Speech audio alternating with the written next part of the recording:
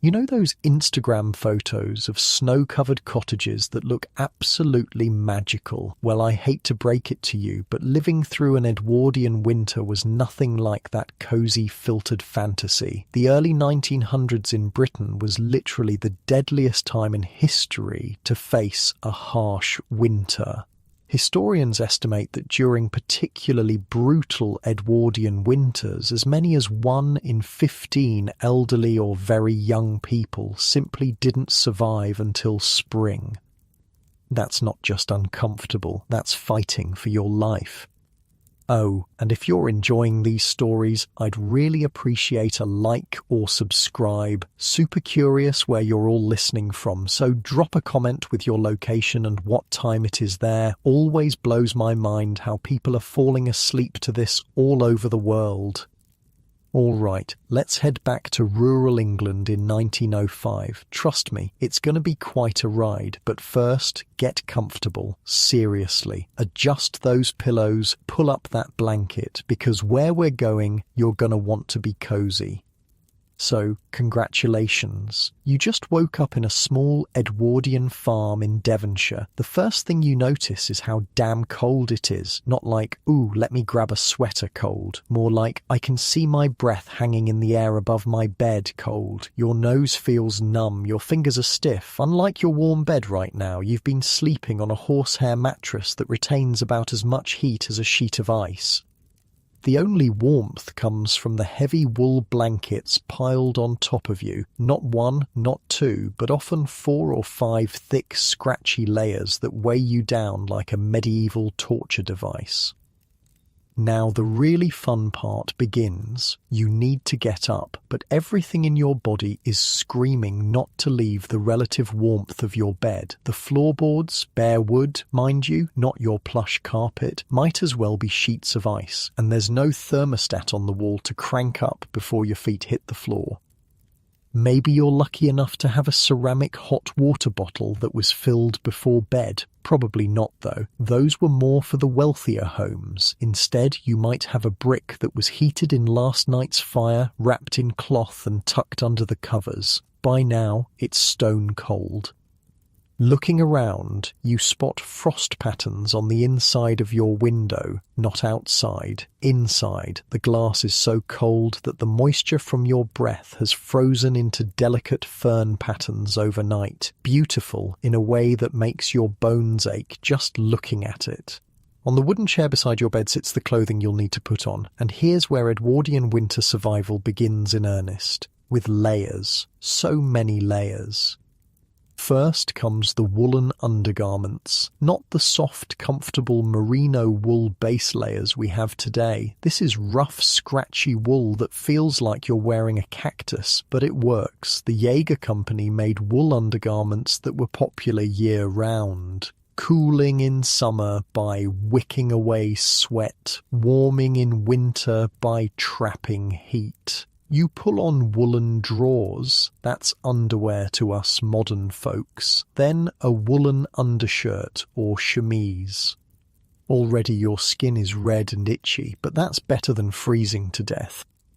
Next comes the shirt or blouse, then perhaps a waistcoat or vest. Women would be wearing several petticoats. On top of that, a thick woolen jacket or dress, then a shawl or scarf wrapped around your neck, woolen stockings, heavy leather boots with perhaps newspaper stuffed in them for extra insulation, and finally a wool cap pulled down over your ears. Getting dressed took forever, but once you're bundled up, you're ready to face the day inside your own house. If you're planning to go outside, you'll need even more layers. The first job of the morning, lighting the fire. And this isn't just for comfort, it's literally the difference between life and death. The kitchen range is the heart of the Edwardian farmhouse. Black iron, massive and multi-purpose. It serves as stove, oven, water heater, and the primary source of warmth for the entire home. But first, you have to light the damn thing. This means dealing with the ashes from yesterday. Kneeling down in front of the cold stove, you scrape out the grey remains of yesterday's fire. Careful though, there might still be hot embers buried deep, and the last thing you want is to set the ash bucket on fire. The fine grey dust gets everywhere, your hands, your face, your clothes. But waste not, want not, these ashes will be saved. They're useful for everything from polishing silver to making soap to fertilizing the garden. Next, you need to build a new fire. You start with crumpled newspaper, if you're lucky enough to have it, then small kindling sticks arranged carefully to allow airflow. On top of that, you place coal. Wood was becoming scarce in many parts of England by the Edwardian era, so coal was the primary fuel. Black, sooty, dirty coal that left residue on everything it touched. With freezing fingers, you strike a match. The paper catches. You wait anxiously, blowing gently when needed, adding more kindling bit by bit. This isn't a quick process. It might take 15 minutes of careful tending before the fire is properly established. But once the coal begins to glow red, you know you've succeeded. The iron range will slowly, gradually begin to heat up. Homes during this period had no insulation as we know it today. Walls were often just brick or stone with plaster directly on top. Windows were single-pane glass that leaked air through poorly fitted frames. Heat disappeared into the frosty morning air almost as quickly as the range could produce it. But there were clever workarounds. Heavy curtains would be drawn across windows and doorways to create smaller, more manageable spaces to heat. Screens might be placed around the seating area near the fire, creating a pocket of relative warmth, and everyone, from the youngest child to the oldest grandparent, knew to stay close to the kitchen when possible. The kitchen is finally warming up now. Time to think about breakfast. This is where you really see how different Edwardian winter survival was from our modern experience. There's no popping to the store for fresh fruit in January. There's no ordering takeout when you're too tired to cook. For the Edwardians, winter food came from what they had preserved during the harvest months. Open the larder, that's the cool storage room that serves as a natural refrigerator, and you'll find rows of preserved foods, pickled vegetables in glass jars, salted meat hanging from hooks, apples and root vegetables in wooden crates carefully arranged so that any spoiled ones can be quickly removed before they ruin the rest. But the real breakfast staple was porridge, oats cooked with water and perhaps a splash of milk if the cows were still producing. Thick, hearty, and above all, hot. A bowl of porridge would warm you from the inside out and provide slow-burning energy for the morning's work. You spoon the porridge into bowls for the family. Maybe there's a bit of precious sugar or jam to sweeten it, saved for winter mornings just like this. The luxury of butter depends entirely on your dairy cow and how well she's faring in the cold. While breakfast is being prepared, the men of the house are likely already outside, beginning the critical morning chores. Winter farming wasn't about growing, it was about survival for both humans and animals. The livestock needs attending first thing. Their survival depends on it. The horses, cows, pigs and chickens all need to be fed, watered and their living spaces cleaned. This is no small task when water freezes overnight and hauling fresh hay means trudging through snow or mud. Picture a farmer making his way to the barn before dawn, lantern held high, breath clouding in the frigid air. Inside, the animals stir at his arrival. Their body heat has made the barn slightly warmer than outside, but it's still cold enough that water troughs have a layer of ice on top. The first job is breaking that ice so the animals can drink. Then fresh hay must be distributed, manure cleared away, and the overall condition of each animal assessed. Is anyone showing signs of illness? Is the pregnant ewe doing well? These observations could mean the difference between prosperity and disaster.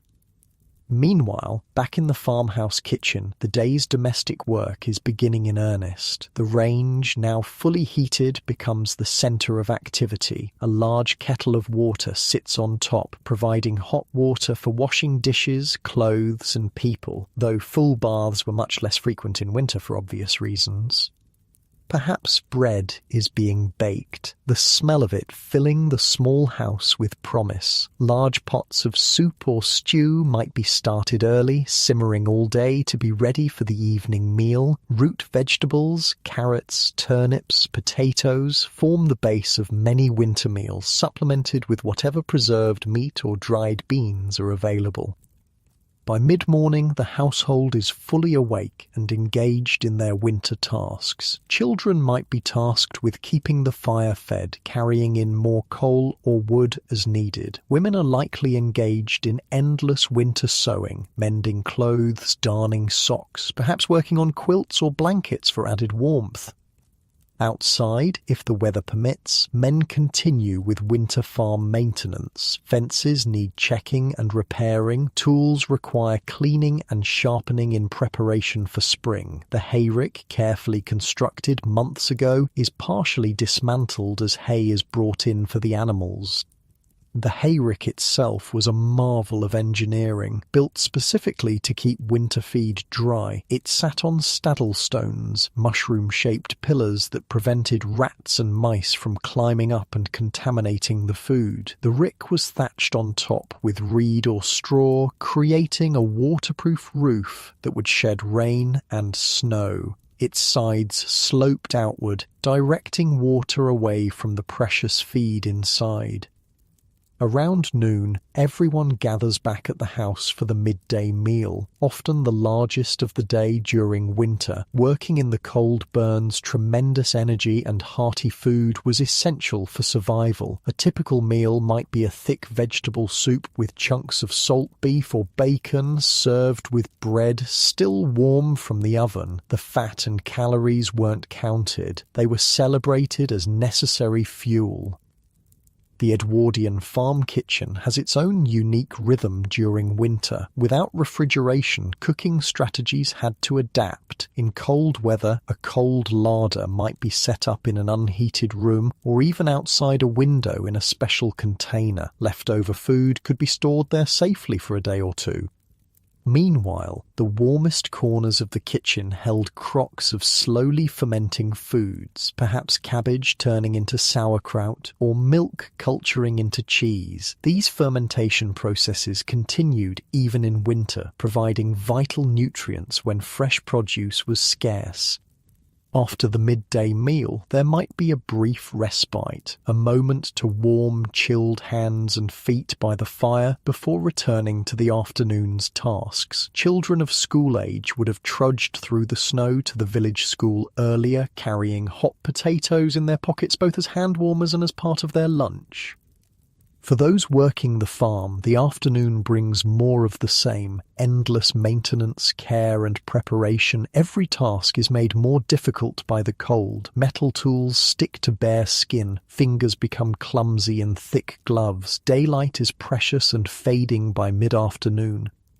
As the winter sun begins its early descent, thoughts turn to bringing the day's outside work to a close. Animals need a final check, extra hay for especially cold nights, making sure water hasn't refrozen. Tools must be put away, not left to the mercy of overnight frost or snow. The farmer makes one last circuit of the property, checking that everything is secure. Winter storms can arise suddenly, and a gate left unlatched or a roof not properly fixed could spell disaster by morning. The lantern's glow creates a small circle of light in the gathering darkness as he makes his final rounds. Meanwhile, inside the farmhouse, lamps are being lit. The early darkness of winter meant that precious fuel, lamp oil or candles, had to be used for more hours each day. Most families conserved by gathering in one room, sharing the light and warmth, often working on small handicrafts or necessary indoor tasks well into the evening. The rhythm of an Edwardian winter day was dictated by light, weather, and necessity. From the first reluctant emergence from warm beds to the final banking of the fire at night, every action was part of a carefully choreographed dance of survival. The brutal winter wasn't just endured, it was actively fought against with knowledge, preparation, and community support. As the afternoon fades into evening, activity in the Edwardian farmhouse shifts. The kitchen range is still the centre of domestic life, but now it's being prepared for the evening meal, perhaps the most important social time during the dark winter months. This is when family would gather, when stories would be shared, when the bonds that helped everyone survive were reinforced and strengthened. Outside, the last of the daylight disappears behind frost-covered hills. Inside, the warm glow of firelight and perhaps a few precious oil lamps creates pools of golden light. Another day of winter survival is coming to a close, one day closer to spring. As the weak winter sun finally climbs above the horizon, the real work of an Edwardian farm day begins in earnest. The initial morning chores are done, fire lit, animals fed, breakfast eaten, but that was just the prelude to the main symphony of winter labour that filled the daylight hours. Farming didn't stop when the growing season ended. In many ways, winter work was more demanding, more critical, and definitely more uncomfortable than summer tasks, and it was absolutely unrelenting. On this particular Devonshire farm, the cows need milking next. Unlike modern dairy operations with their heated barns and mechanical milking machines, Edwardian milking was done by hand, twice daily, no matter the weather. Picture a small stone outbuilding, perhaps warmed slightly by the bodies of a half-dozen cows. The milkmaid or dairyman sits on a low stool, head pressed against the flank of the cow, hands working rhythmically as breath creates clouds of vapour in the frigid air. The milk froths into wooden or metal pails, still warm from the cow. This warmth is fleeting, though. In severe cold, milk could begin to freeze before it even reached the farmhouse. And let me tell you, the hands of the person milking might as well be blocks of ice by the time they finish the last cow. There's a reason the Edwardians had a saying, "Cold hands, warm heart." When your fingers were perpetually frozen, you had to believe there was some benefit.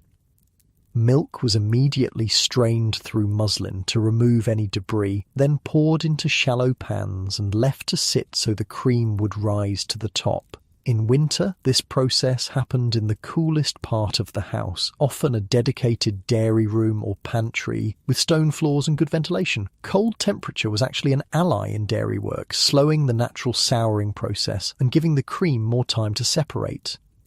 While the dairy work continues, other members of the household turn to the rest of the livestock. Each type of animal presented its own unique winter challenges.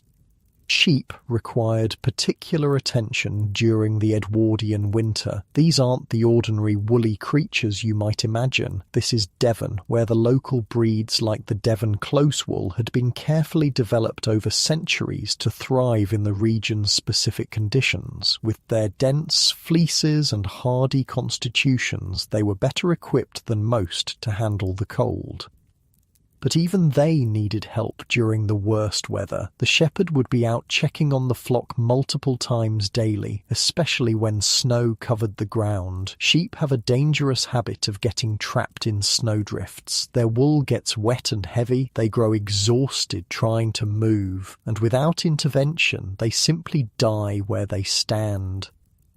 Smart Edwardian farmers hung bells around the necks of a few sheep in each flock. When snow blanketed the fields, making the white sheep nearly invisible against the white landscape, the tinkling of bells helped locate the animals. Sometimes, though, only the tops of the bells would be visible above the snow, an eerie sight that meant digging was urgently needed.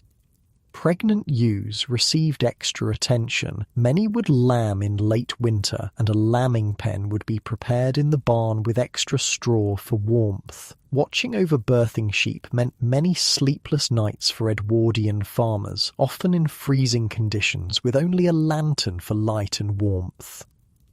You think you're tired from staying up late binge-watching Netflix? Imagine sitting on a wooden stool in an unheated barn at 3 a.m, watching over a struggling ewe, knowing that your livelihood literally depends on whether she and her lamb survive the night. The pigs had their own winter quarters, usually a stone-built sty with plenty of straw. Pigs are actually quite clever about staying warm. They'll burrow deep into bedding, creating nests and sleep piled together for warmth. An Edwardian farmer knew to provide extra feed during the coldest weather, as pigs burn more calories keeping warm. Most farms kept at least 1 or 2 pigs as essential sources of meat. They were living pantries, converting kitchen scraps and farm waste into valuable protein. A pig slaughtered in early winter would provide meat for months through careful preservation techniques. Let's talk about those preservation methods for a moment, because they were absolutely crucial to winter survival. Without refrigeration, Edwardians relied on ancient techniques to keep meat from spoiling. Salting was the primary method. Immediately after slaughter, the meat would be butchered and packed in layers of salt in wooden barrels or stone crocks. The salt drew moisture out of the meat, creating an environment hostile to bacteria. Pork treated this way became what we know as salt pork or bacon, depending on the cut and curing method. Smoking was another preservation technique, often used in combination with salting. The farm might have a small smokehouse, essentially a shed with a smoky fire kept smouldering below hanging pieces of meat. The smoke particles would settle on the meat, adding flavour while also acting as a preservative and deterrent to insects. For particularly cold winter days, the smokehouse offered an unexpected benefit. It was one of the warmest spots on the farm. The fire had to be tended regularly, and this task might be assigned to an older child or grandparent who could benefit from the relative warmth while being useful. While some workers focus on the animals, others turn to maintaining the farm's infrastructure. Winter was the time for repairs, fixing tools, mending harnesses, patching buildings. All the jobs that couldn't be done during the busy growing season were tackled now. The wagon shed becomes a workshop. Wheels need greasing, wooden parts checked for rot, metal fittings for rust. Edwardian tools were built to last, but they required constant maintenance. A neglected plough could mean disaster when spring planting time arrived. Inside these makeshift workshops you'd find men working with wood, leather and metal. They weren't specialists. Edwardian farmers had to be jacks of all trades. The same hands that guided a plough or milked a cow might be carving a replacement handle for a broken tool or carefully stitching a torn horse harness. And they did it all without electric lights or power tools. Work was done by daylight when possible, supplemented by lanterns or candles when necessary. Hand drills, planes, chisels and saws were used with remarkable skill passed down through generations. Winter was also the time for hedge laying, a traditional skill that transformed overgrown hedgerows into living fences. Using a billhook, a curved cutting tool with a hooked end, the hedger would partially cut through the stems of hawthorn, blackthorn and other woody plants, then bend them over at an angle. The stems would heal in this position, creating a dense, stock-proof barrier that was both functional and beautiful. This was dangerous, exhausting work. The billhook was razor sharp, the wood often frozen and unpredictable, the weather miserable, but properly maintained hedges were essential. They kept livestock contained, marked property boundaries, and provided shelter from wind and snow for both animals and crops. Speaking of crops, there weren't many growing in an Edwardian winter, but the vegetable garden wasn't completely dormant. Kale, Brussels sprouts, and certain root vegetables could survive in the ground through winter to be harvested as needed. These winter vegetables were incredibly precious as sources of fresh nutrition when most other foods were preserved.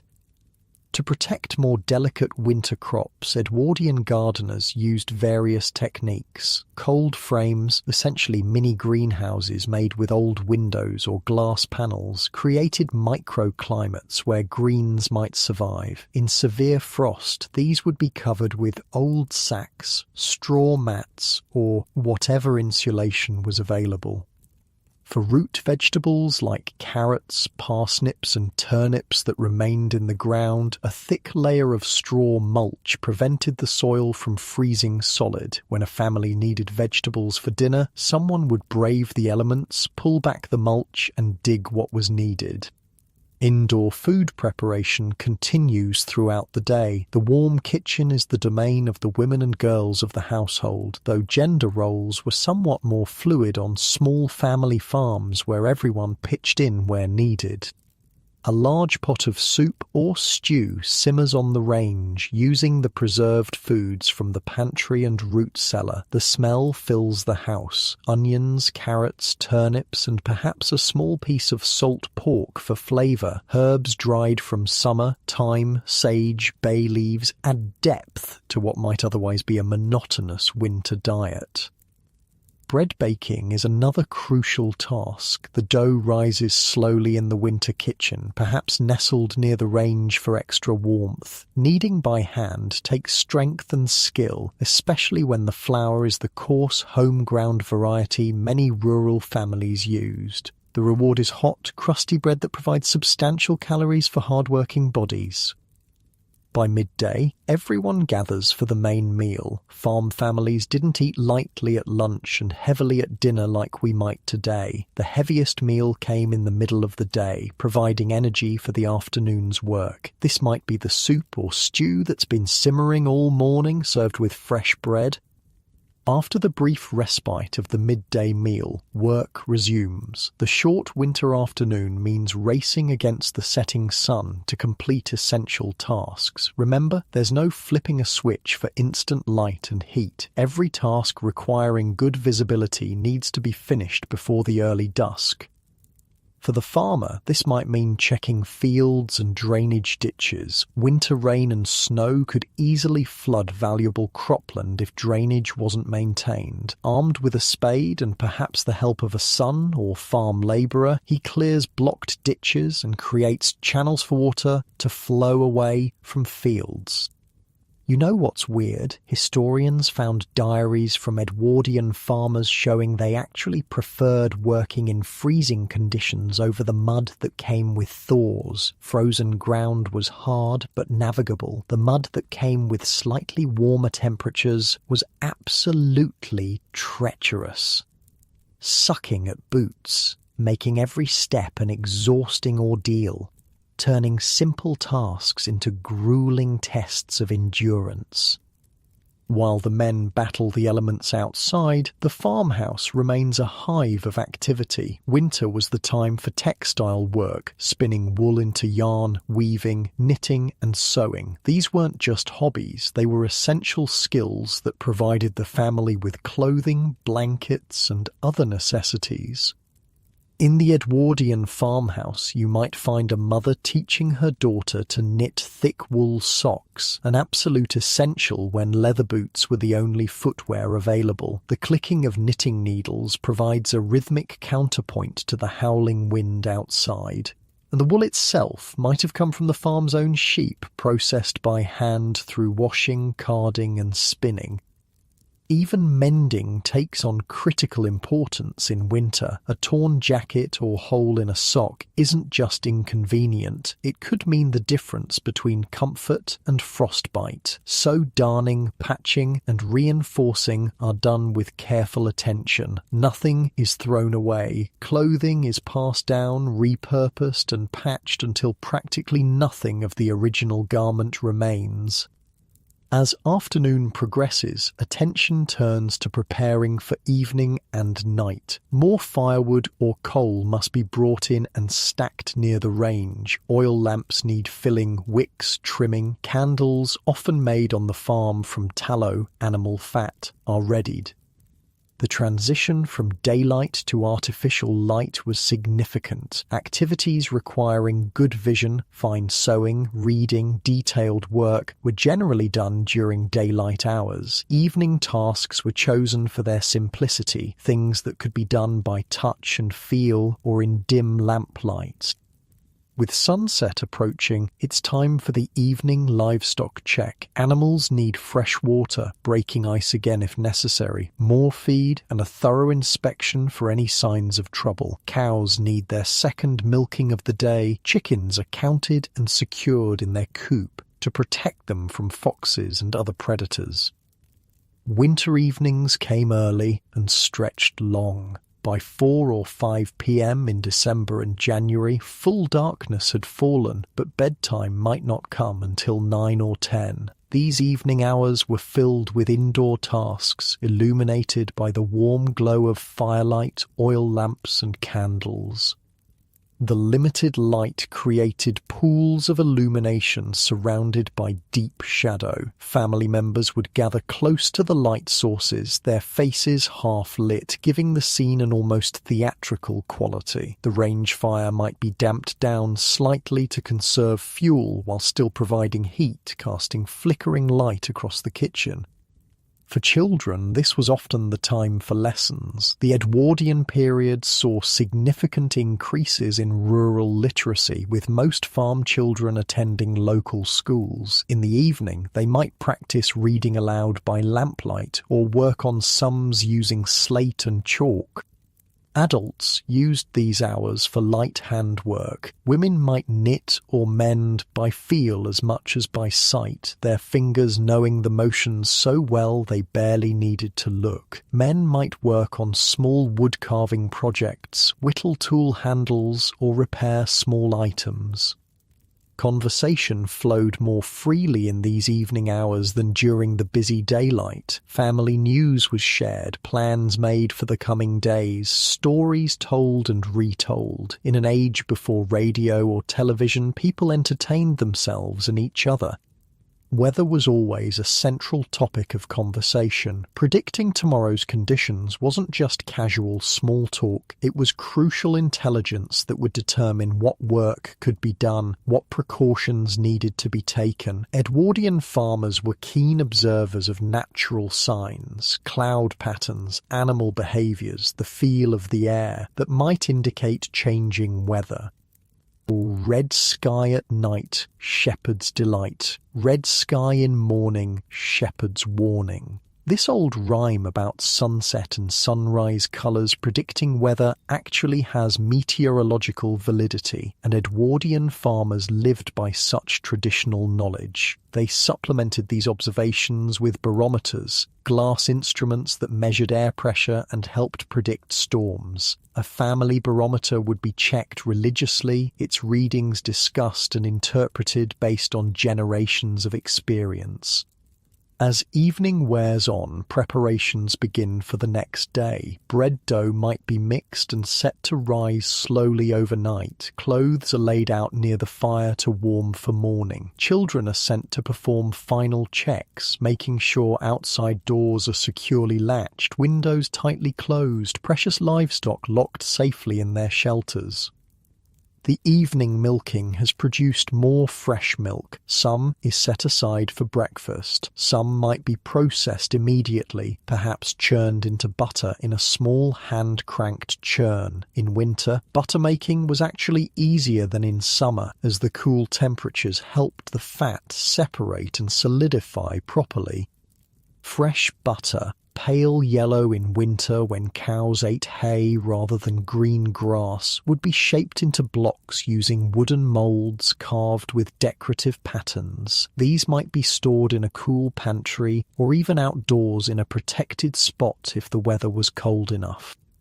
Water for morning is brought in and placed near the range. This saved precious time during the rushed dawn hours and prevented having to break ice from the pump or well first thing. An Edwardian family thought constantly about such efficiencies, each small task positioned within a larger system of survival.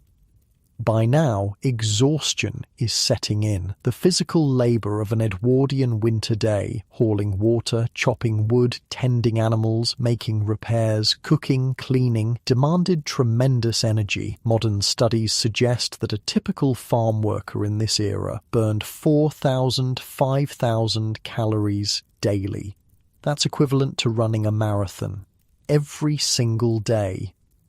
Farm families didn't live in isolation, though. Even in winter, community connections were maintained. A neighbour might stop by with news, perhaps staying for a cup of tea before braving the cold journey home. These visits weren't just social, they were a crucial safety net, a way of checking that everyone in the scattered community was surviving.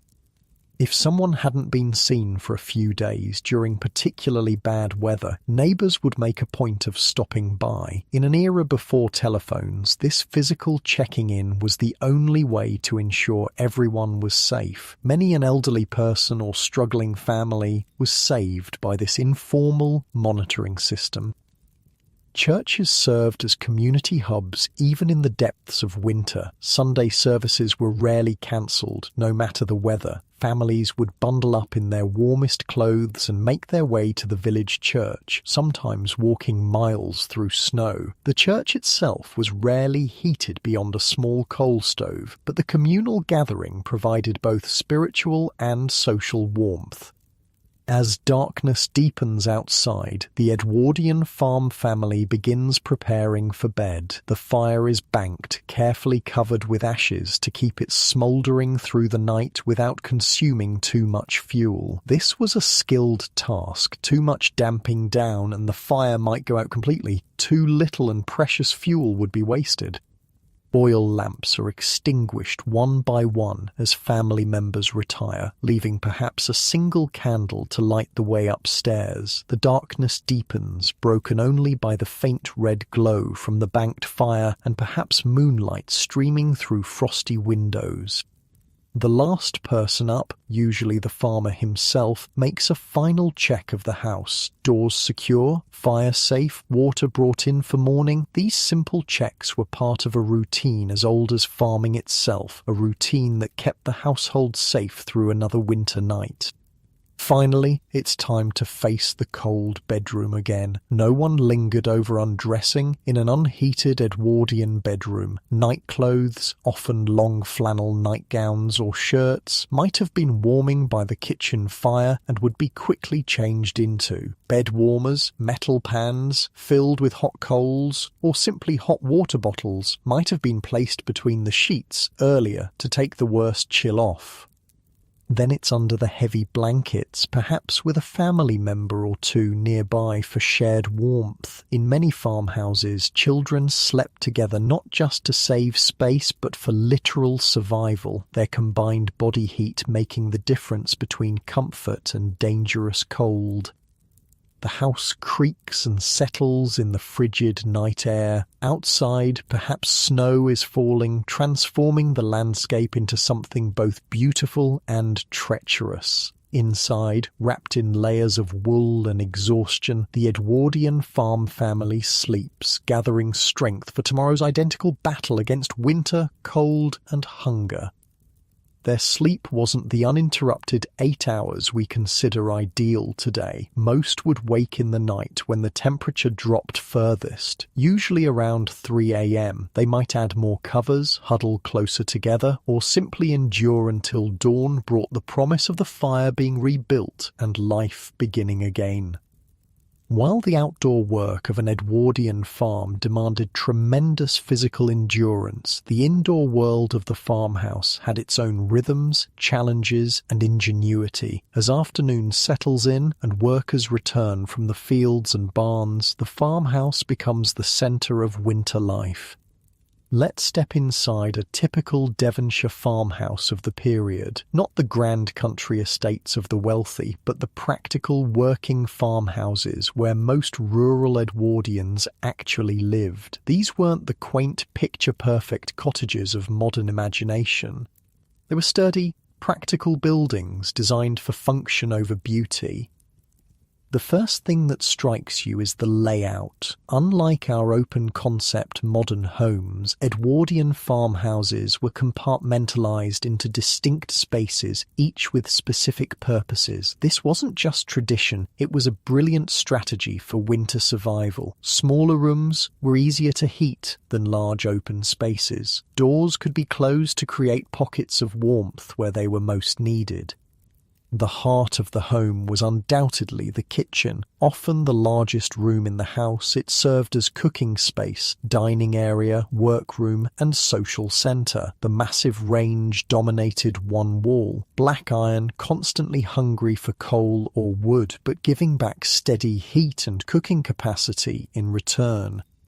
Heat distribution throughout the house was uneven, to put it mildly. The kitchen might be almost uncomfortably warm near the range, while just a few feet away the temperature dropped noticeably. Corners furthest from the heat source could be downright frigid, and upstairs bedrooms, those were essentially cold storage except for the brief period when occupants were actually sleeping in them. This temperature variation dictated how spaces were used. In the coldest weather, family life contracted to the warmest rooms. Beds might even be brought downstairs for the elderly or very young. The scullery, pantry, and formal parlour, if the house had one, were left unheated unless absolutely necessary. Look up and you might notice that the ceilings are surprisingly low by modern standards. This wasn't poor design, it was intentional. Lower ceilings meant less space to heat and better heat retention. Some farmhouses even had false ceilings installed in the most commonly used rooms, creating an insulating air pocket between floors. Windows were another consideration. Glass was expensive and single-paned, offering minimal insulation. During severe cold snaps, families might paste strips of paper over cracks around window frames or stuff rags into gaps to prevent drafts. Heavy curtains were drawn not just at night but all day in unused rooms to create another barrier against heat loss. The floors beneath your feet would likely be stone in the kitchen and scullery, perhaps wood in other downstairs rooms. Upstairs would be wooden floorboards, often with significant gaps between them. Rugs and carpets weren't just decorative, they were essential insulation. Many farm families made their own rag rugs from scraps of worn-out clothing, creating surprisingly beautiful and practical floor coverings.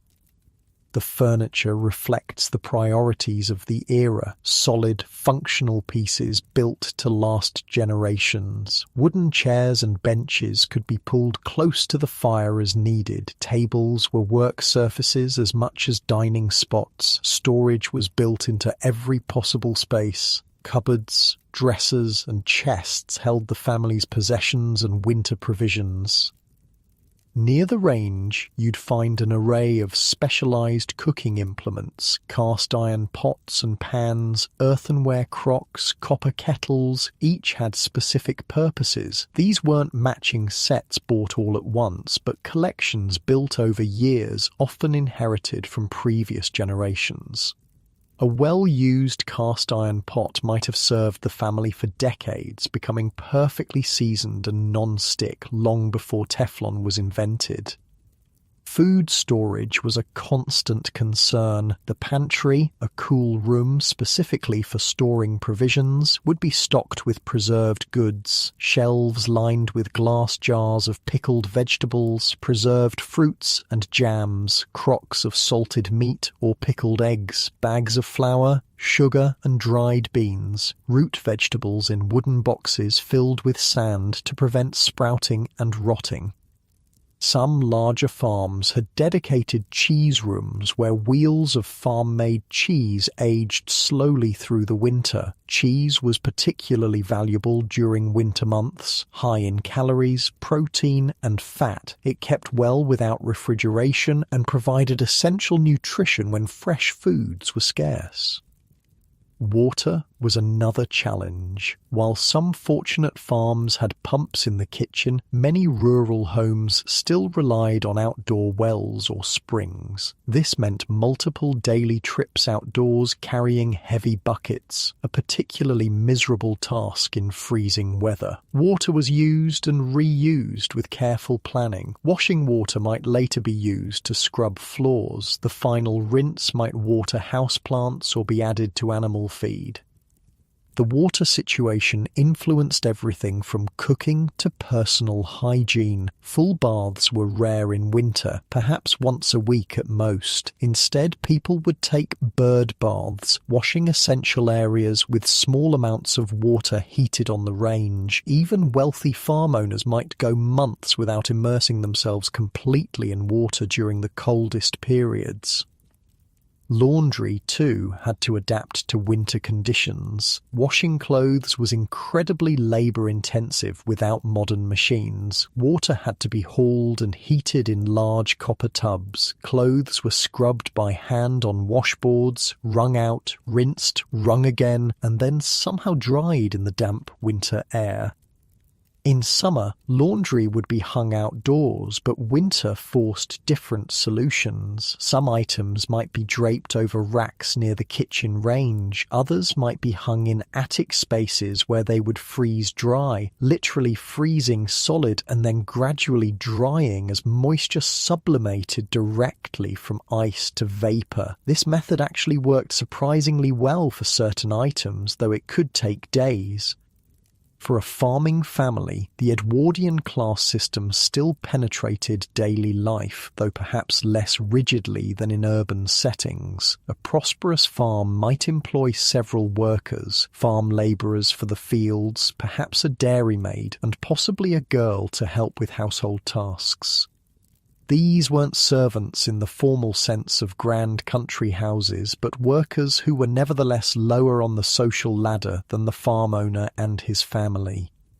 Winter changed these dynamics somewhat. With less field work to be done, labourers might be laid off until spring, especially on smaller farms. Only the most essential workers were kept on, those needed for livestock care and critical maintenance. This created a precarious situation for agricultural workers, who might struggle to support their families through winter months with little or no income.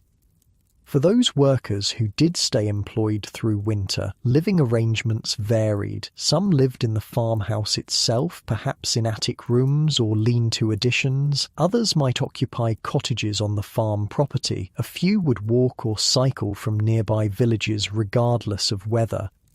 The family that owned the farm, typically a farmer, his wife, their children, and perhaps elderly parents, occupied the main spaces of the house. The generational knowledge passed down through these families was a key element of winter survival. Grandmother might not be able to haul water anymore, but she knew exactly how to preserve meat or predict weather from aching joints and cloud patterns.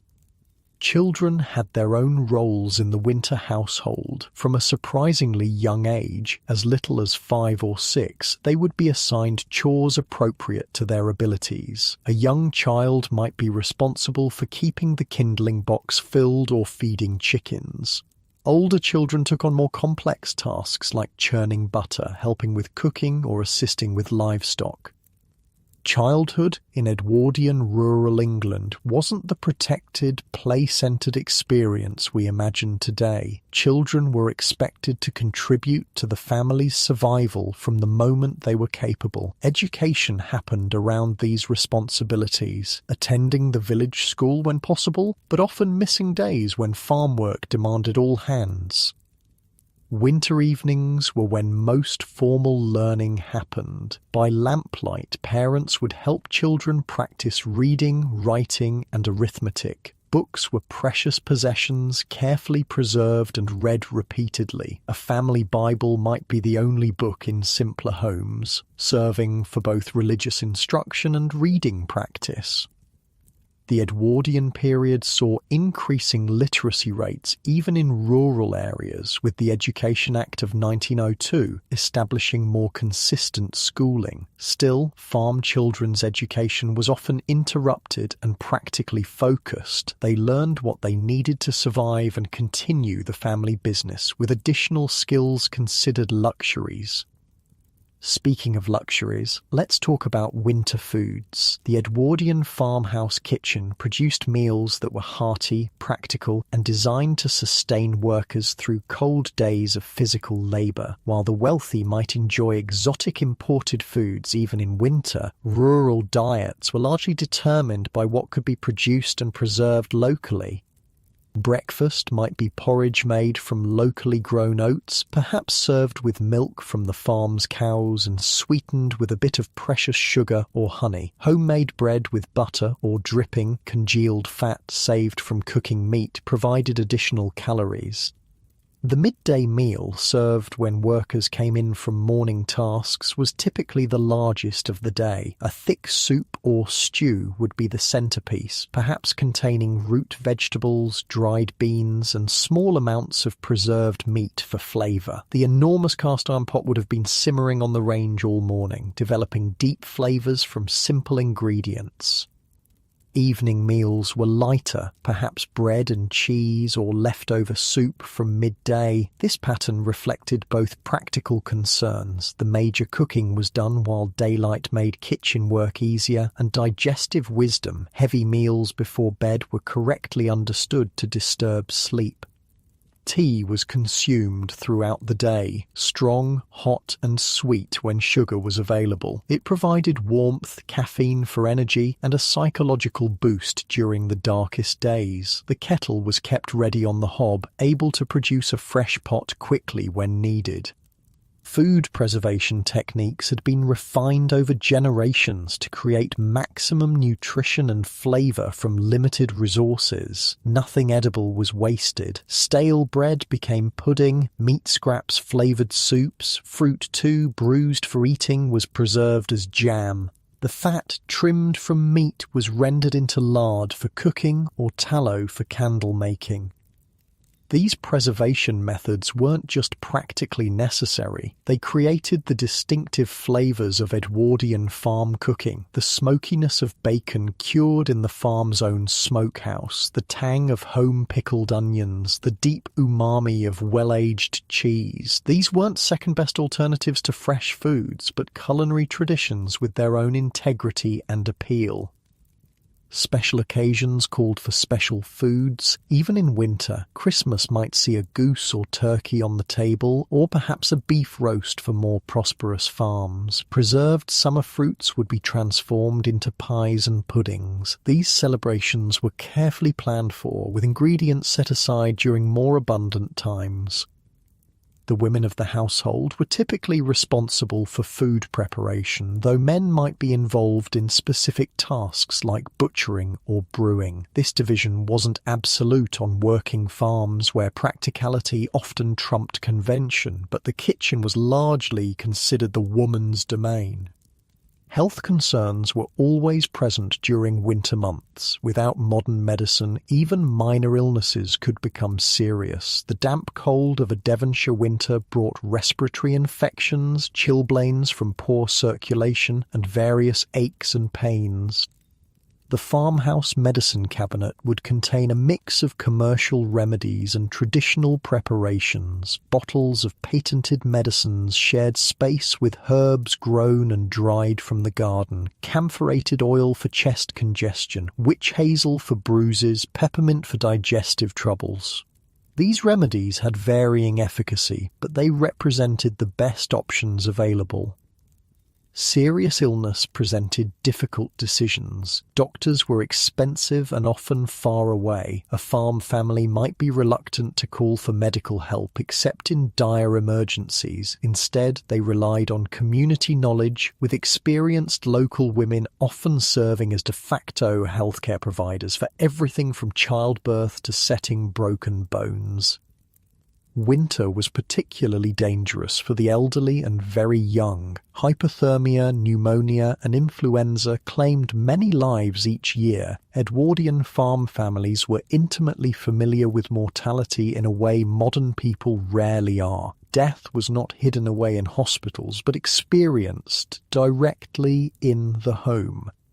This reality influenced winter habits. The elderly were given the warmest sleeping spots. Children were kept active to maintain circulation. Everyone watched everyone else for signs of illness. This vigilance was crucial in an era before antibiotics and modern medical interventions.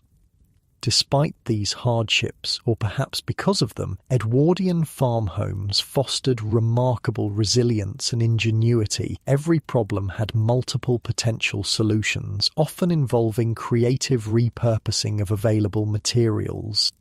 Cold feet? Newspapers could be crumpled and stuffed into boots for insulation. A flat iron heated on the range, wrapped in flannel, and placed at the foot of the bed would provide hours of warmth. Hot bricks served the same purpose. Some families even heated bags of dried peas or beans, which retained heat surprisingly well. Darkness came early in winter, and lighting was both expensive and dangerous. Candles and oil lamps were used sparingly, and activities were planned around available light. Work requiring good vision was done near windows during daylight hours. Evening tasks could be performed by touch or in dim light. Knitting, for example, could be done largely by feel once the basic pattern was established.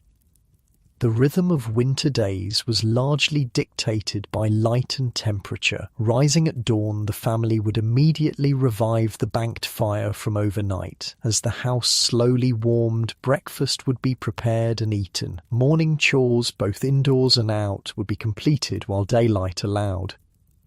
Midday saw the main meal and perhaps a brief rest, especially for older family members. Afternoon work continued until dusk, which came distressingly early in December and January. Evening activities were chosen for their practicality under artificial light. Mending, food preparation for the next day, perhaps some reading aloud or music if the family was so inclined. Bedtime came earlier in winter than summer, though not as early as we might expect. 9 or 10 o'clock was typical, with everyone retiring to cold bedrooms, warmed only by whatever heat sources could be safely left through the night. Hot water bottles, heated stones wrapped in cloth, or perhaps the luxury of a bedroom fireplace in more prosperous homes. Sleep itself was different in the Edwardian era. Rather than the solid 8 hours we consider ideal today, many people practiced segmented sleep, sleeping for several hours, waking for an hour or so in the middle of the night, then returning to sleep until dawn. This wakeful period might be used for quiet contemplation, intimacy between couples, or small tasks that could be done in darkness or by firelight. This sleep pattern aligned with the extreme length of winter nights in northern latitudes. In Devon in December, darkness might last 16 hours or more. No society, no matter how dedicated to productivity, could sleep that entire time. Instead, Edwardians adapted with these periods of nighttime wakefulness that were considered completely normal. The long winter evenings also provided rare opportunities for family bonding. With outdoor work limited by darkness, household members gathered around the warmth of the kitchen range. This was when stories were told, skills taught, plans made. Children learned family history, practical knowledge, and moral lessons during these fireside conversations. Music was another common evening pastime. Even modest farm homes might have a piano, harmonium, or simpler instruments like harmonicas or penny whistles. Family singing was widespread, with traditional songs passed down through generations. These weren't professional performances, but participatory events where everyone contributed. Reading aloud was popular in literate households. The Edwardian period saw increasing availability of books and periodicals, though these remained relatively expensive. A single newspaper or magazine might be read by the entire family, discussed at length, and then repurposed for everything from fire starting to pattern making to personal hygiene. Games provided entertainment without requiring significant light or space. Card games, dominoes, and simple board games occupied winter evenings. Chess and checkers were popular among those who had learned the rules. Children played with homemade toys, dolls stuffed with straw, wooden animals carved by fathers or grandfathers, balls made from rags wound tightly and stitched. Winter was also when repairs and improvements to clothing and household items took place. Mending was constant, socks darned, shirts patched, blankets repaired. But beyond mere maintenance, winter evenings allowed for creation. Women might knit new garments, embroider pillowcases, or piece together quilts from fabric scraps. Men might carve tools' handles, repair harnesses, or fashion small wooden items.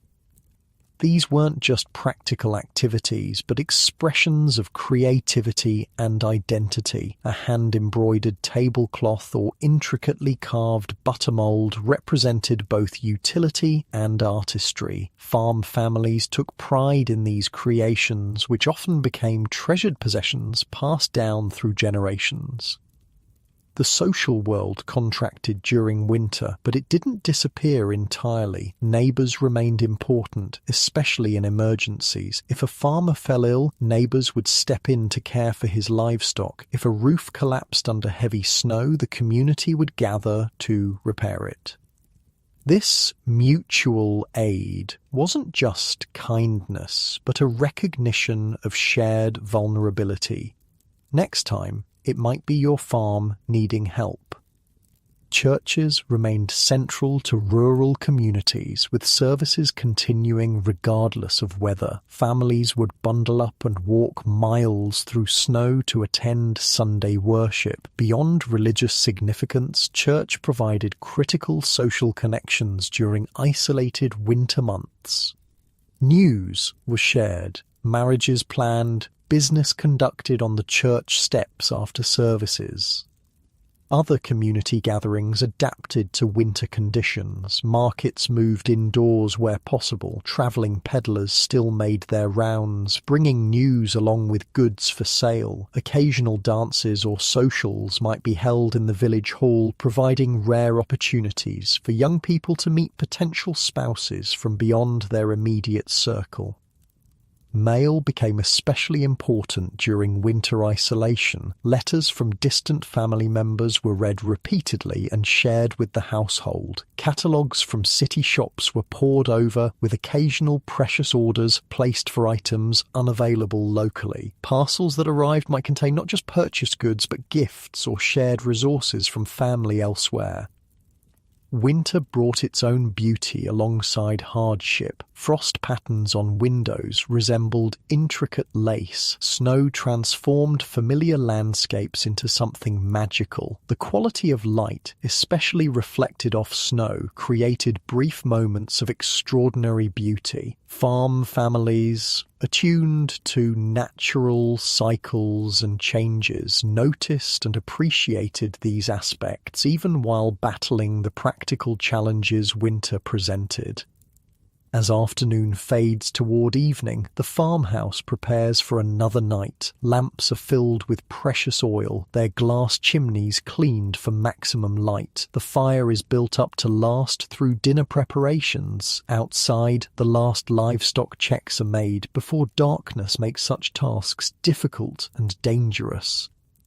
The short winter days created a particular kind of closeness in Edwardian farm families. Gathered in the limited warm spaces, working together for survival, they developed interdependence that's difficult for modern people to imagine. Winter wasn't just endured, but actively managed through collective effort and accumulated wisdom.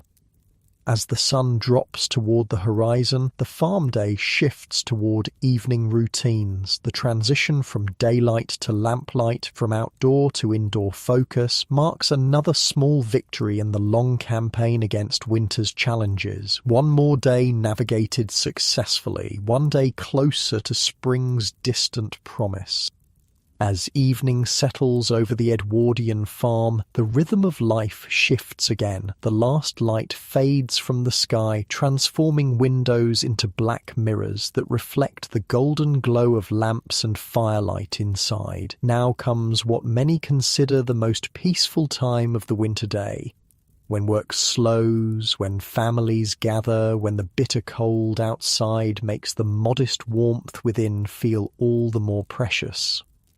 The transition from day to evening follows a gentle, predictable pattern. First, the outdoor workers return, stamping snow from boots, unwrapping scarves stiff with frost, hands red and aching from hours in the cold. The heavy outdoor clothing is hung carefully near the kitchen range to dry for tomorrow. Boots are placed upside down on pegs or racks designed specifically for this purpose, allowing the insides to dry completely overnight. This moment, the return to the relative warmth and shelter of the farmhouse, carries both physical and emotional significance. The dangers of winter darkness are temporarily held at bay. The family is complete again, everyone accounted for and safe. There's a collective exhalation, a subtle relaxation of vigilance that's been maintained all day. Evening meals in Edwardian farm homes were typically simple affairs, especially compared to the hearty midday dinner. The kitchen range has been maintained throughout the afternoon, so the house is now at its warmest, a perfect time for gathering around the table. A typical winter evening meal might consist of bread and cheese, perhaps with pickled vegetables or the remains of midday soup reheated. Maybe there's cold meat from Sunday's roast, carefully portioned to last through several days. Tea is brewed fresh, strong, sweet, and warming.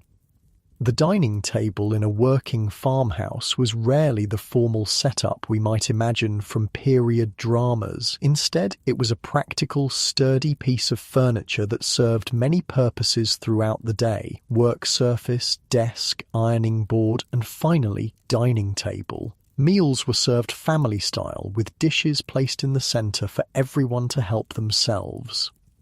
Tableware reflected the practical nature of farm life. Heavy ceramic plates and bowls designed to retain heat, steel cutlery with wooden or bone handles, mugs and cups of varying sizes and origins, perhaps some handed down through generations, others acquired from markets or as gifts.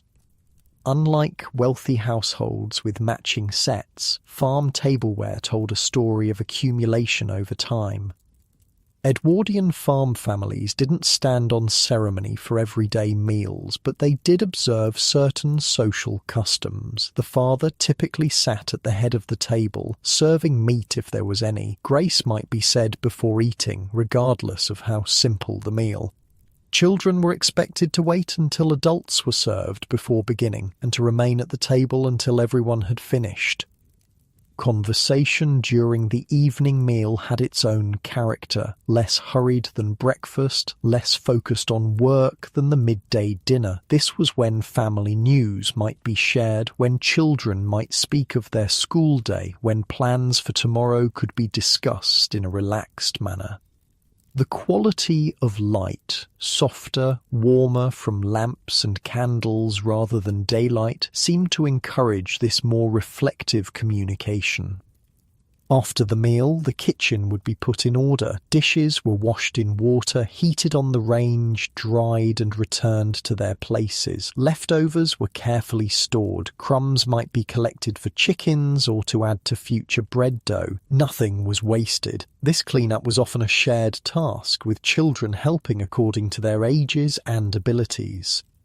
With dinner concluded and the kitchen tidy, the evening's activities could begin. These varied widely depending on the family's circumstances, preferences, and the particular demands of the season, but certain patterns were common across rural Edwardian households. Preparing for the next day was a priority. Bread dough might be mixed and set to rise slowly overnight, ready for early morning baking. Clothes would be laid out for morning, perhaps warmed by the fire before being taken to cold bedrooms. Any special tasks for tomorrow, perhaps a trip to market or a planned butchering, would require specific preparations. Once these practical concerns were addressed, the family could turn to maintenance tasks that were well suited to evening lamplight. This is when mending happened, darning socks, patching clothing, repairing harnesses or tools. The golden circle of light from an oil lamp created a natural workspace, with family members gathering close to share the illumination. The lamp itself required regular attention. The glass chimney needed cleaning to remove soot that would dim the light. The wick had to be trimmed to prevent smoking. The oil reservoir required refilling. These small maintenance tasks were often assigned to older children, teaching them responsibility while contributing to the household.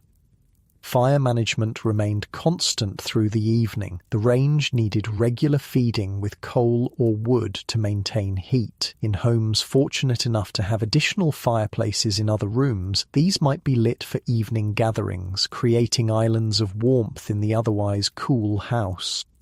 As the evening progressed, work might give way to education and entertainment. This was the time when children's lessons were reviewed, when letters might be written, when books, if the household possessed them, would be read aloud. Literacy rates were rising during the Edwardian period, but reading material remained precious. A single book might be read repeatedly over many winters, its stories becoming part of family tradition. For families without books, oral storytelling filled the gap. Parents and grandparents shared tales from their own childhoods, local legends or stories passed down through generations. These weren't just entertainment, but vehicles for transmitting values, knowledge and cultural identity. Many combined practical information with engaging narratives, teaching weather prediction through tales of dramatic storms or animal husbandry through stories of exceptional farm animals from the past. Music provided another form of evening entertainment. The piano was becoming more common in prosperous farm homes, while simpler instruments, fiddles, accordions, tin whistles, were widespread across economic levels. Group singing required no equipment at all, just the accumulated repertoire of folk songs, hymns, and popular tunes that everyone knew. Children's games adapted to evening conditions. String figures, shadow puppets, and simple card games could all be enjoyed in limited light. Older children might practice whittling or other handcrafts under supervision. Very young ones might play with rag dolls or wooden toys on the warm hearth.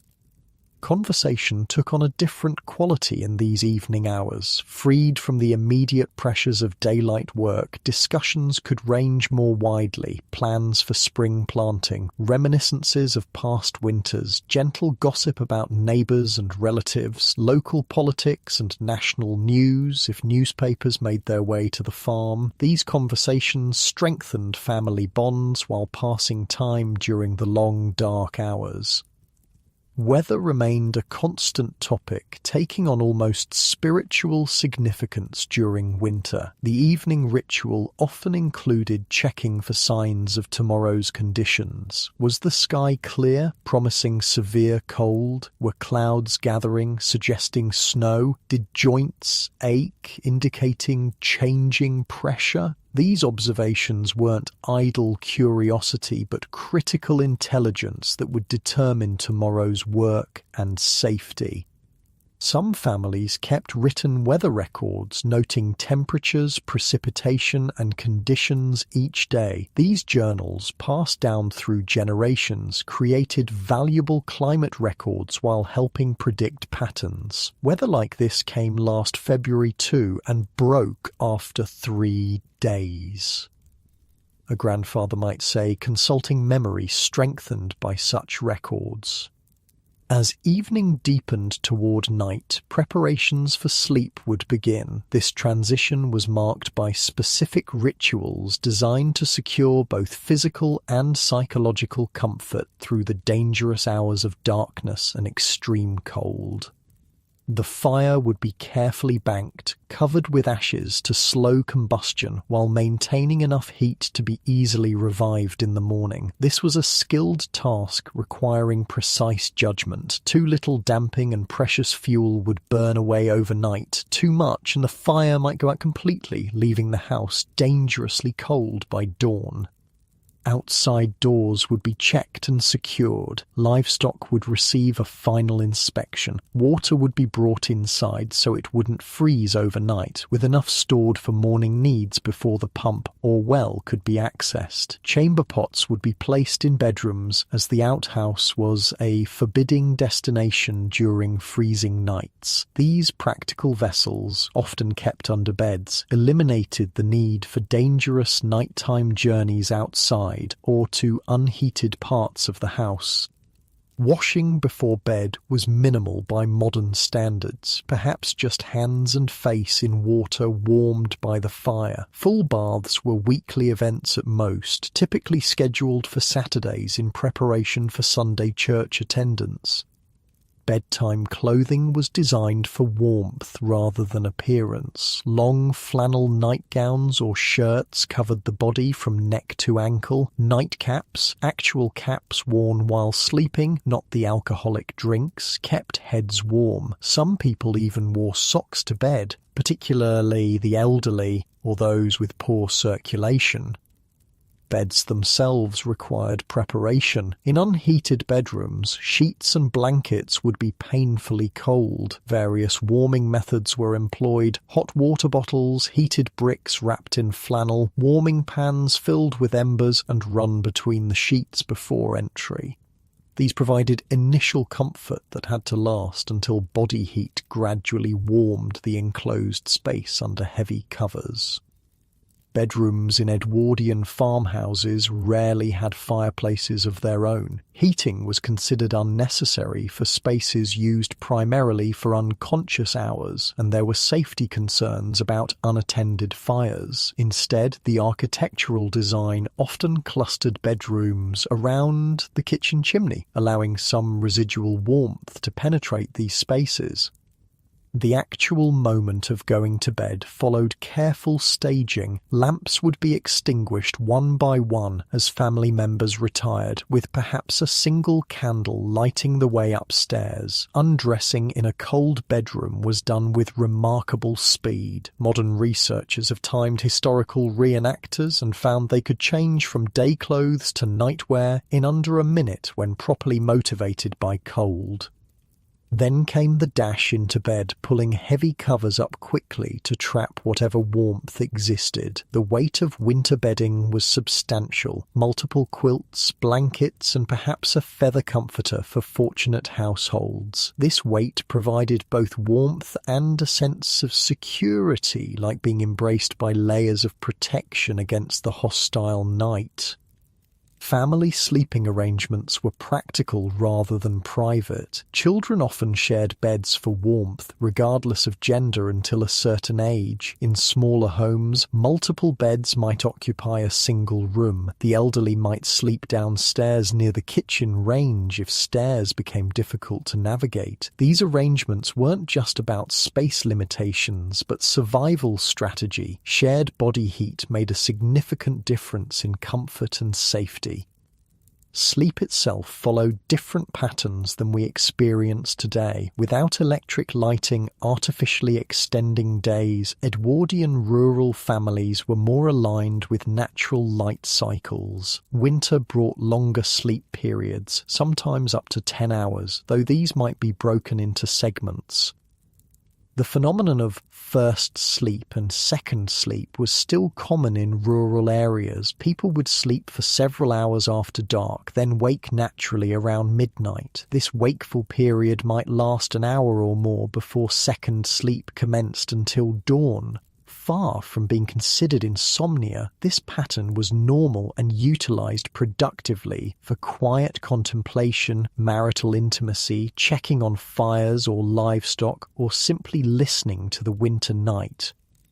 During this midnight waking, the house would be nearly silent and absolutely dark except for the faint glow of banked fires. The sounds would be minimal, the tick of a clock if the family owned one, the creak of the structure responding to cold, perhaps the distant howl of wind or fox.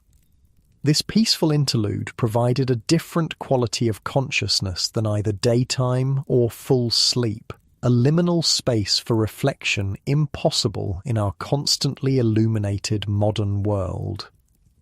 The deepest cold came in the hours before dawn, when even banked fires burned low and the house's residual heat dissipated. This was when frost might form on the inside of bedroom windows, when water left in basins would freeze solid, when the extra blanket at the foot of the bed would be pulled up for additional warmth. This pre-dawn period was particularly dangerous for the vulnerable, the very young, the elderly, the ill. Families developed protective routines with someone, often the mother, rising in these darkest hours to check on children and older relatives, perhaps add fuel to fires, ensuring everyone remained safe through the night's coldest point. The awareness of vulnerability was constant. Winter night was not just uncomfortable but potentially deadly. Carbon monoxide from improperly maintained fires, hypothermia from inadequate heating, fire from unattended lamps or candles. These dangers shaped behaviours and created vigilance that modern people with our smoke detectors and central heating can hardly imagine. Yet within this challenging environment, Edwardian farm families found profound comfort. The contrast between hostile outdoor conditions and the relative warmth of the home created appreciation for simple pleasures. The shared experience of winter survival strengthened bonds between family members and neighbours. The predictable rhythms of evening rituals provided psychological security in uncertain times. As the night deepens, the farmhouse settles into near-complete stillness. Outside, perhaps moonlight reflects off snow, creating an ethereal landscape of silver and shadow. Inside, the family sleeps under layers of wool and cotton, their breath visible in cold bedrooms, their bodies instinctively curled for warmth. Dreams might be influenced by physical sensations, the weight of blankets becoming dream mountains to climb, the cold tip of a nose inspiring visions of Arctic exploration. The subconscious processes the day's events while the body conserves energy for tomorrow's work. Somewhere in the house, a clock might tick steadily, marking the progression through darkness toward dawn. Each completed day of winter was a small victory, one more successfully navigated milestone on the journey toward spring. The family sleeps, gathering strength for tomorrow's identical battle against cold, darkness, and scarcity. In farmhouses across Devonshire, across all of rural England, this scene repeats with variations determined by wealth, family size, and individual circumstance, but the fundamental experience of winter night transcended these differences, creating a shared cultural understanding that shaped the Edwardian rural character, resilient, practical, and intimately connected to natural cycles. Outside, perhaps snow continues to fall, transforming the landscape into something both beautiful and treacherous. The farmhouse stands as a small island of human presence in the vast winter night, its sleeping inhabitants temporarily surrendered to darkness, but prepared to re-emerge with dawn, continuing the ancient patterns of rural winter survival. In the deepest heart of an Edwardian winter, when darkness seems eternal and cold penetrates to the bone, the real test of survival begins. January and February brought what rural Devonshire families called the hungry months, when preserved food stores began to dwindle, when fuel supplies ran low, when the promise of spring seemed impossibly distant. These were the days when the thermometer might not rise above freezing for weeks, when snow could pile in drifts taller than a man, when the very air seemed to crystallize with each breath. This was when survival depended not just on physical preparation, but on mental fortitude, community bonds, and the accumulated wisdom of generations. Let's step into this challenging world and see how Edwardian farm families endured the darkest days of winter. Dawn arrives late during these deep winter months, sometimes not until after 8 a.m. in northern parts of England. The family rises in darkness, their movements slow and deliberate in the frigid morning air. The first person up, often the mother or father, has the hardest task, leaving the relative warmth of bed to rekindle the banked fire. Kneeling before the range, working by touch as much as by sight, they carefully uncover the embers preserved overnight beneath their blanket of ash. With nearly frozen fingers, they add small pieces of kindling, gently blowing to encourage the faint glow into flame. This daily resurrection of fire connects them to ancestors stretching back to prehistoric times, the fundamental human act of creating warmth from darkness. As the fire catches and grows, the kitchen gradually becomes the one tolerable space in the otherwise freezing house. Family members emerge from bedrooms wrapped in blankets, gathering close to the range. The day begins with this huddling, this shared experience of discomfort, slowly transforming into bearable warmth. Breakfast is simple but essential. Hot porridge made with the farm's stored oats, perhaps with a small amount of precious sugar or preserved fruit for flavour. The steaming bowls warm hands before they warm bellies. Tea is brewed strong, providing caffeine to jumpstart cold-slowed bodies and minds. Outside, the farm lies transformed under winter's heaviest mantle. Perhaps fog hangs in the river valleys, or frost coats every surface with delicate crystals, or snow blankets the landscape in pristine white. This beauty carries danger. Each breathtaking winter scene represents another challenge to survival. The first outdoor task is creating paths through snow to outbuildings, animal shelters, the well or pump, the woodpile. This isn't just convenience but necessity. In deep snow, even familiar spaces become treacherous mazes. A clear path to the privy could be literally life-saving during illness or for the elderly. Access to animals meant they could be fed and watered. The path to the road connected the farm to potential help in emergencies. Snow shoveling was exhausting work, particularly in the drifts that formed on the windward sides of buildings or against hedgerows. Long-handled wooden shovels were used, their edges sometimes reinforced with metal strips. The technique was to lift smaller amounts rather than trying to move too much at once, a steady rhythm that conserved energy while making gradual progress. In the worst storms, families might run ropes between buildings, literal lifelines that could be followed when visibility dropped to near zero in blizzard conditions. A farmer caught outside during a sudden snowstorm might lose all sense of direction within yards of his own door.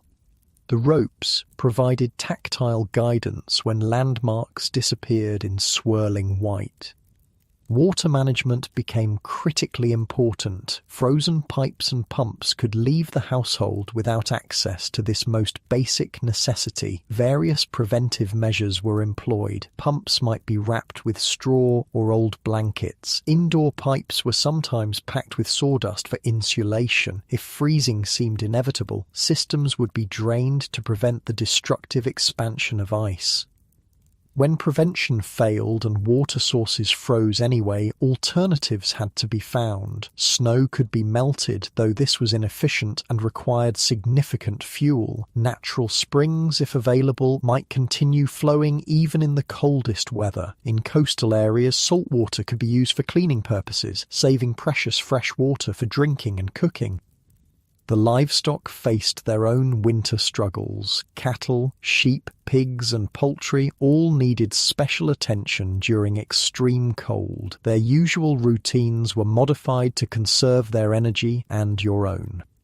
Water troughs needed constant checking and breaking of ice. Feeding schedules might be adjusted, providing more calories during the coldest periods and timing meals to maximize the animal's natural heat generation. Bedding was added generously to stalls and pens, creating insulating layers that trapped body heat.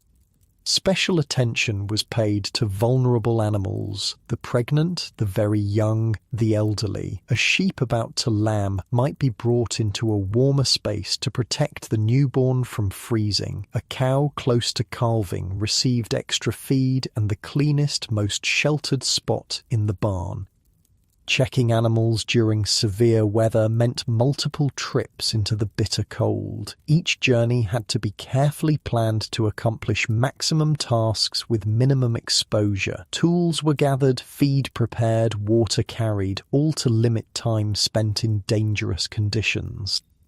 Even with these precautions, winter brought inevitable losses. A chicken found frozen on its roost, a newborn lamb that couldn't be revived, a weakened elder cow that simply lay down one morning and wouldn't rise again. Edwardian farmers faced these deaths with stoicism, born of necessity. They mourned briefly, salvaged what they could, and focused on protecting the remaining animals.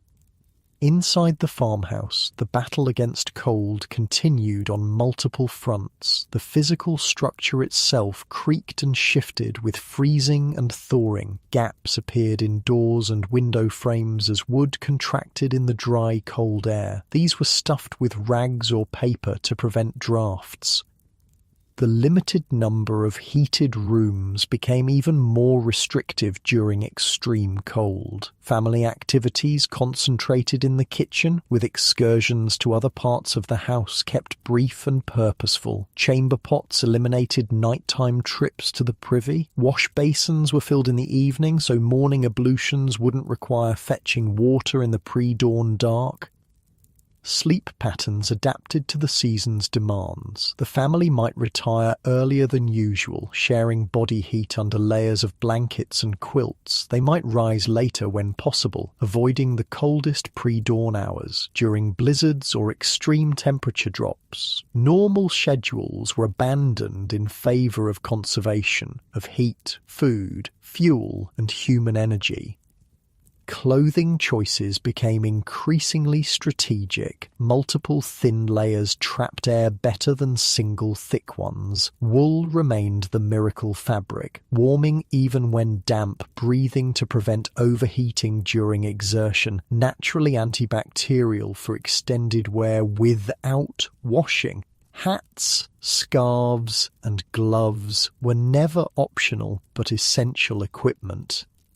Food strategies shifted during these deepest winter weeks. Meals became simpler but more frequent, providing steady energy rather than large spikes and drops. Hot liquids, tea, soups, broths, appeared throughout the day, warming from the inside out. Foods with high fat content provided concentrated calories and a sense of satisfaction that helped combat winter depression. The psychological aspects of deep winter survival were as important as the physical ones. Edwardian farm families understood what modern science has confirmed, that mental outlook significantly impacts physical resilience. Various strategies helped maintain spirits during these challenging months. Light became precious beyond its practical utility. Even the weak winter sun was welcomed enthusiastically when it appeared. Curtains would be opened wide to admit every possible ray. Outdoor tasks would be rescheduled to take advantage of sunny periods. The family might pause momentarily in their work to turn faces toward the light, absorbing both warmth and psychological comfort. Artificial light was used judiciously but meaningfully. Oil lamps might burn a little longer on particularly dark evenings. Extra candles might be lit for special occasions. The firelight itself was maximized, banking the fire in ways that produced more flame and illumination when family gatherings occurred. The creation of beauty within harsh circumstances provided emotional sustenance. A branch of winter berries brought inside, ice crystals on a window admired for their intricate patterns, the golden glow of firelight on faces gathered around the hearth. These small aesthetic pleasures acknowledged that humans need more than mere survival. They need moments of wonder and appreciation. Celebrations took on heightened importance. Traditional winter holidays, Christmas, New Year, Candlemas, were observed with whatever resources could be spared. These weren't the elaborate affairs of wealthy households, but simple markers that connected the family to broader community and historical rhythms. A special meal might be prepared using ingredients saved specifically for the occasion. Small gifts, often handmade during long evenings, would be exchanged. Songs or stories particular to the season would be shared. These celebrations provided psychological landmarks in the otherwise monotonous winter landscape. The social world contracted during severe weather but remained vitally important. Neighbouring farms maintained contact through occasional visits, weather permitting. News was shared, resources sometimes exchanged, mutual aid organised for those in particular need. A farmer with extra firewood might share with a widow whose supply ran low. A family blessed with a good dairy cow might bring butter to neighbours with none. These weren't just acts of charity, but pragmatic investments in community survival. Today's giver might be tomorrow's recipient. The harsh reality of Edwardian winter forged interdependence that transcended normal social boundaries. Churches remained operational regardless of weather, though attendance might drop during the worst conditions. Sunday services provided not just spiritual comfort, but essential social connection. After worship, people lingered to exchange news, arrange assistance, and simply enjoy human contact beyond their immediate household.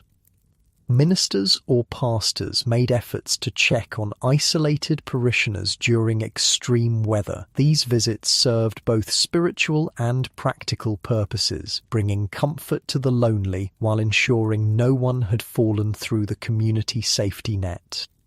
The village doctor, if one existed locally, might make emergency calls regardless of conditions. Stories abound of heroic journeys through snowstorms to reach patients in need. These medical professionals, still relatively rare in rural areas, were treasured community resources whose health and safety everyone had a stake in protecting. Local knowledge became increasingly valuable as winter deepened. Which road would remain passable longest after a snow? Which spring never froze completely? Which elder in the village could predict weather changes with uncanny accuracy? This collective wisdom, accumulated over generations and shared freely, multiplied each individual's chances of survival. Children experienced deep winter differently than adults. For them, snow transformed familiar landscapes into magical playgrounds, sledding down hillsides, building snow figures, engaging in snowball battles. These activities provided exercise and joy during otherwise restricted days. Adults might join briefly, recapturing moments of lightheartedness amid serious concerns. School attendance became erratic during severe weather. Rural schools might close completely during blizzards or when temperatures dropped below certain thresholds. Education continued informally at home, reading by firelight, arithmetic lessons disguised as games, practical skills taught through daily activities. Throughout these challenging weeks, Edwardian farm families maintained hope by looking for signs of winter's eventual retreat. These weren't just pleasant observations, but critical intelligence about changing conditions that would affect planning and work. The gradual lengthening of days was noted and celebrated. A cock's stride was the traditional measure. Each day after winter solstice brought sunlight extended by roughly the length of a rooster's step. By early February, the difference became noticeable without measurement, precious additional minutes of evening light for outdoor tasks. Bird behavior provided reliable indicators. The first appearance of robins or the changing songs of resident species signaled shifts too subtle for human senses to detect directly. Experienced farmers paid attention to these avian messengers, adjusting plans and expectations accordingly. Plant life, even in apparent dormancy, responded to changing light and temperature. Snowdrops might push through frozen ground in protected spots. Willow stems took on a yellowish hue as sap began rising imperceptibly. Buds on certain trees swelled slightly, promising rather than delivering spring's renewal. The quality of light itself transformed gradually. The low, harsh winter sun gave way to something softer, warmer, with a different quality of illumination. This change is difficult to measure, but was intuitively recognized by people whose survival depended on close observation of natural cycles. Weather patterns began subtle shifts. Perhaps the snow that fell was wetter, heavier. Perhaps the ice that formed was less substantial, quicker to melt. The wind might carry occasional hints of less frigid air. These changes came inconsistently, with frequent retreats back into winter's grip, but their periodic appearance provided psychological sustenance. Farm animals sensed the coming transition. Sheep became restless as lambing season approached. Chickens might increase egg production slightly. Cattle showed more energy on milder days. These behavioral changes were noted carefully, interpreted through generations of accumulated observation. The human body itself responded to the seasonal shift. Appetite patterns changed subtly. Energy levels fluctuated with the strengthening sun. Sleep requirements might decrease marginally. The Edwardian farmer, attuned to his own physical responses as much as external conditions, recognized these internal harbingers of spring. With these first tentative signs came practical preparations for the seasonal transition. Seeds stored carefully through winter were checked for viability. Farm implements were given final repairs before the busy growing season. Breeding schedules for livestock were reviewed and adjusted. Planning turned increasingly towards spring activities. Fields would need preparation once thaws came permanently. Gardens would require attention. Lambing, calving, and other spring livestock events would demand round-the-clock monitoring. The relative quiet of deep winter would soon give way to the controlled frenzy of growth and renewal. But these preparations remained somewhat theoretical while winter maintained its grip. February often brought the heaviest snows, the most treacherous ice, the greatest challenges to stored food supplies. The promise of spring existed alongside the continuing reality of winter's dominance. This tension between hope and current hardship characterized the Edwardian rural experience of late winter. The family both anticipated better days and remained fully engaged with present challenges. This dual awareness created resilience, allowing them to endure immediate difficulties while maintaining vision of eventual relief. As February progressed into March, the balance gradually shifted. Thaws lasted longer. Frozen ground softened periodically. Birdsong increased in frequency and variety. Light extended noticeably into evening hours. These changes were celebrated quietly, without excessive optimism that might be crushed by winter's inevitable temporary returns. Inside the farmhouse, small adjustments reflected the changing season. Perhaps fire management became slightly less critical, with shorter periods of maximum heating needed. Food supplies remained carefully rationed, but with increased confidence that they would last until fresh options became available. Winter clothing was still worn, but perhaps with the occasional omission of an extra layer. Evening activities began, including more discussion of coming seasons. Garden plans were debated, field rotations considered, livestock breeding decisions finalized. These conversations had practical purposes, but also served as verbal rehearsals for the preferred future: spring's renewal and summer's abundance. The psychological burden of winter began to lift incrementally. The oppressive sense of endurance gave way to anticipation. The family's mood lightened with the lengthening days, not abandoning caution, but tempering it with measured optimism. This psychological shift was as important as any physical preparation for spring. Winter survival required a particular mental discipline, focus on immediate needs, conservation of all resources, careful management of expectations. The transition to spring mentality involved calculated risk-taking, investment of resources for future return, expanded horizons of possibility.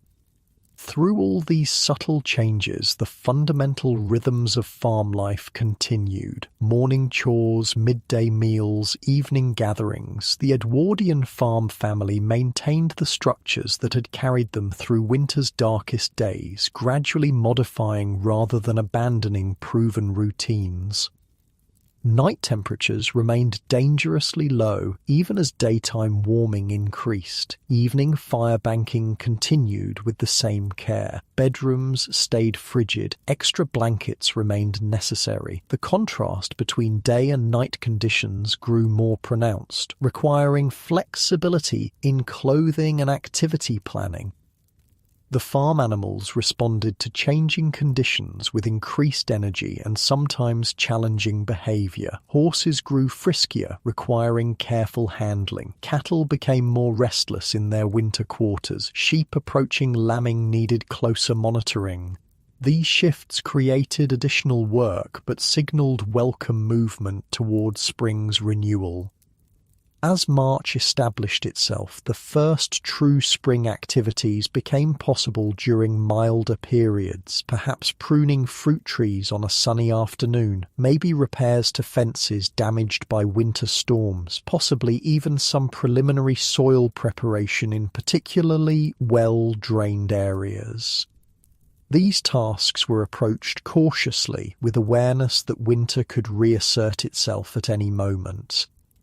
The transitional weeks brought their own unique challenges. Mud became nearly omnipresent as frozen ground thawed, creating difficult conditions for both humans and animals. Paths that had been easily navigated when frozen became treacherous quagmires. Boots required frequent cleaning. Animals needed extra attention to prevent hoof problems. Temperature fluctuations, freezing at night, thawing by day, created dangerous ice conditions each morning. Water expanded as it froze, contracted as it melted, then refroze in new configurations. These cycles made familiar terrain unpredictable, requiring heightened attention to prevent injuries from falls. Rain replaced snow as the predominant precipitation, bringing different challenges. Whereas snow could be shoveled aside, rain soaked everything and created drainage issues. Waterproof clothing, often treated canvas or wool coated with lanolin, became essential. Dripping garments hung near the fire created steamy conditions in the kitchen.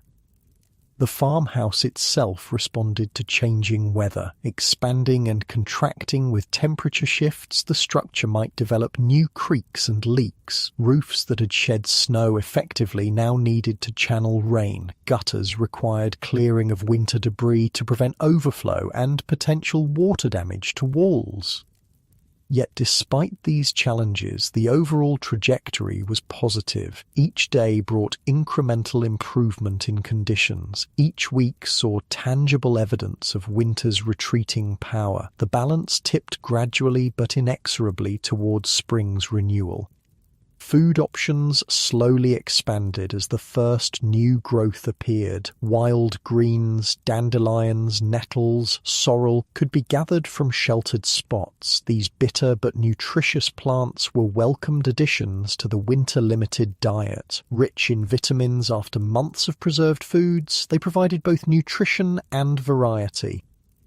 The farm's stored eggs, carefully preserved through winter, could be replaced with increasing fresh production as daylight stimulated laying. Milk yields began rising as cattle responded to changing conditions and early growth appeared in pastures. These small improvements in food quality and quantity provided physical and psychological nourishment.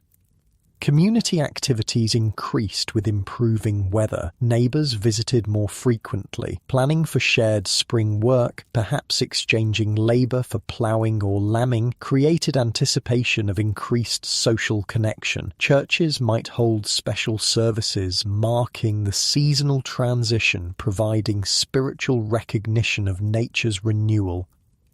Markets resumed more regular operations as travel became easier. The range of available goods expanded somewhat. News circulated more freely. These connections to the wider world reduced the isolation that characterized deep winter, reminding the farm family that they were part of broader human networks. By late March, genuine spring work became possible during favourable periods. The first seeds might be planted in sheltered garden areas. Fields could be prepared on drier days. Livestock could be released briefly into pastures for exercise and the first tentative grazing. These activities required careful timing and remained subject to weather setbacks, but their very possibility signalled winter's weakening hold. Through all these transitional experiences, the Edwardian farm family maintained the resilience developed during winter's challenges. They approached spring cautiously, conserving resources until renewal was certain, preserving the habits of care and attention that had ensured survival through the darkest days. Their experience of seasonal transition differed profoundly from our modern relationship with winter. Without instant heating, grocery stores, weather forecasting apps, or emergency services, they navigated changing conditions through direct observation, accumulated wisdom, and community support. They felt the turning of the year in their bodies, their work, their daily calculations of resource use. Looking back across more than a century, we might see their lives as unimaginably difficult, their winter endurance as almost superhuman, yet they themselves would likely have seen nothing extraordinary in their seasonal adaptations. This was simply life as they knew it, challenging certainly, but navigable through knowledge, preparation, and community. Perhaps there's something valuable for us in remembering their experience. In our climate-controlled modern lives, we've gained tremendous comfort and safety, but possibly lost something of our ancestors' intimate connection to natural cycles. Their necessary attentiveness to subtle environmental changes, their careful stewardship of limited resources, their interdependence with community and landscape, these might offer wisdom for our own uncertain future. As we lie warm in our beds, perhaps we can appreciate both the distance we've travelled from the Edwardian winter experience and the threads that still connect us to those resilient farmers, the desire for warmth and light in darkness, the satisfaction of shared meals in cold seasons, the hope that rises with lengthening days, the fundamental human capacity to endure difficulty while maintaining vision of better times. The Edwardian farm family, gradually emerging from winter's grip into spring's promise, reminds us of both human vulnerability and remarkable adaptability. Their winter survival required physical preparation, certainly, but equally important were the less tangible resources. knowledge passed through generations, community bonds that transcended individual limitations, the psychological resilience to maintain hope during the darkest days. As the cycle of seasons turned for them, winter yielding reluctantly to spring, dormancy giving way to growth, conservation transforming into creation, they participated in rhythms as old as agriculture itself. Their particular historical moment shaped the details of their experience, but the fundamental patterns connected them to ancestors and descendants alike. And now, as you feel the weight of your own blankets, the comfort of your pillow, the peaceful transition towards sleep, perhaps you carry a small appreciation for those long-ago farmers who navigated winter's challenges with such remarkable skill and endurance. And with that thought, close your eyes and drift off to sleep.